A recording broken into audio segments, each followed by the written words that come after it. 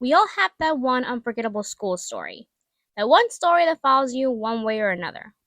Maybe it's the one that your family talks about for years to come, or something that even your teachers mention from time to time. This story takes place during my freshman year of high school. Literally from the very beginning, life didn't have mercy on me, traumatized me from my very first day. Great. Anyway, in my freshman year, I took a digital arts class that required us to work on iPads that were shared amongst the multiple periods taking the class. Mr. Walker was the teacher for this course.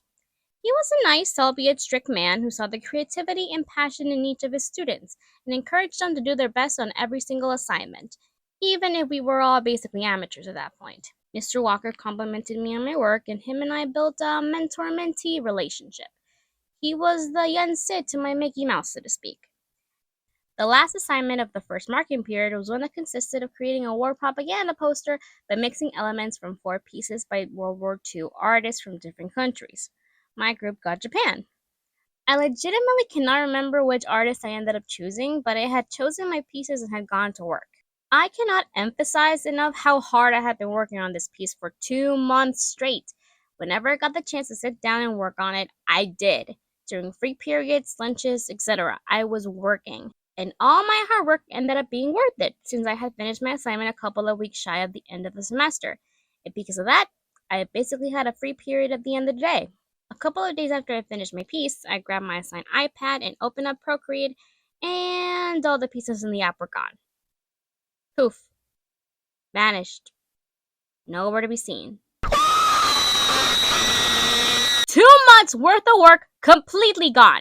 So let me interrupt my tirade with a bit of context. It had been an established rule by Mr. Walker that said that we weren't allowed to update the software of any of the iPads we used in class, because he said that there was a possibility that by doing so, all of the art pieces on the Procreate app could be deleted.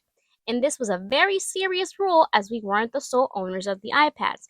We shared them with different students in different class periods, so the update wouldn't solely delete your work, but the work of other students. Another rule he established said that we had to back up our work. The most common example he gave us was airdropping.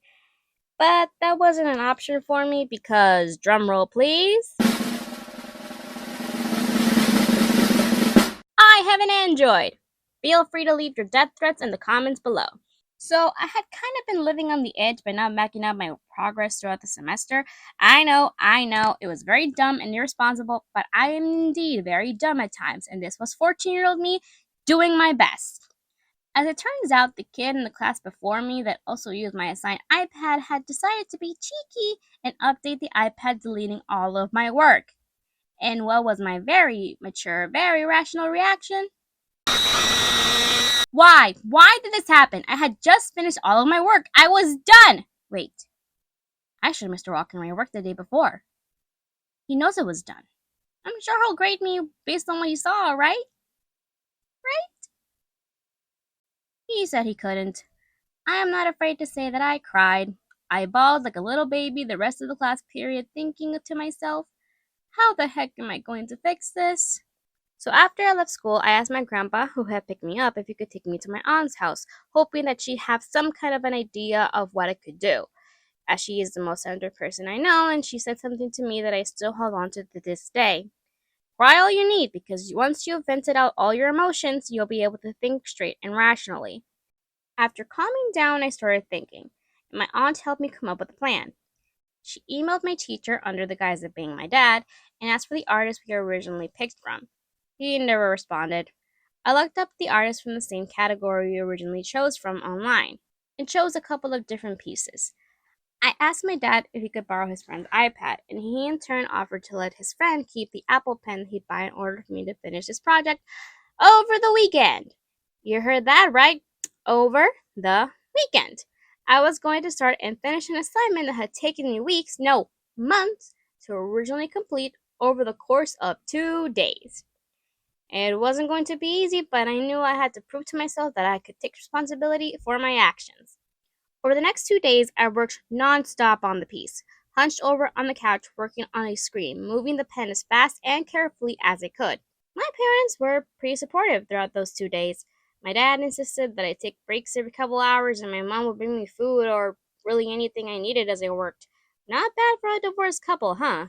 My back ached, my eyes strained, and my wrist hurt from all the drawing, and I continued to work this way for 2 days straight. But I finished it!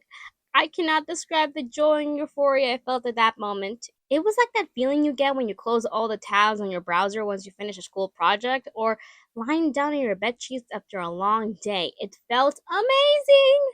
I filmed a video of the art progression of my piece as proof and returned the iPad and Apple Pen to my dad's friend, and uploaded my piece to a Google Docs document and added my name. Side note, I tried looking for this piece in my files, but I couldn't find it. That Monday just so happened that Mr. Walker was the lunch monitor for the day, so I came up to him and explained what I had done and showed him the video to prove it. And he gave me the okay. I was ecstatic. Crisis averted. A couple of days later, my aunt, still under the guise of being my dad, got an email from my teacher, complimenting me for my perseverance and asking him for tips on how to raise a daughter like me. I appreciated the compliment, but also felt the weight of the pressures and expectations suddenly land on my shoulders. And you think this story is something that is only shared among my family as a good natured jest, right? Right?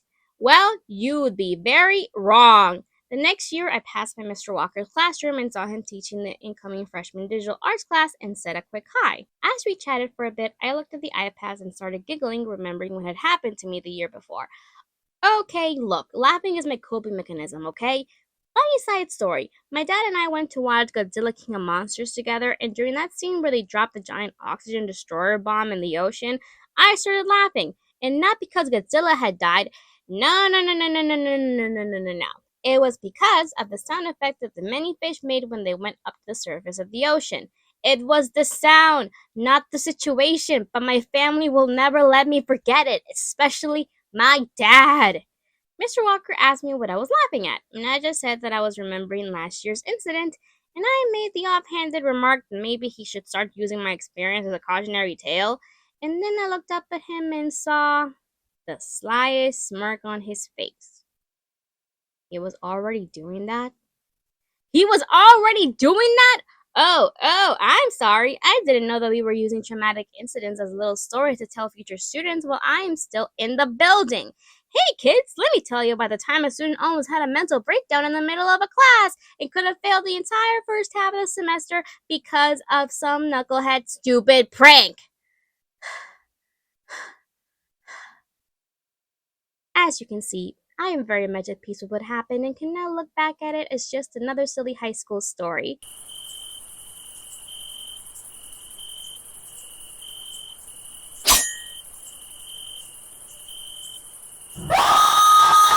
Anyway, thanks for listening to me rant. Have a great day and don't forget to subscribe.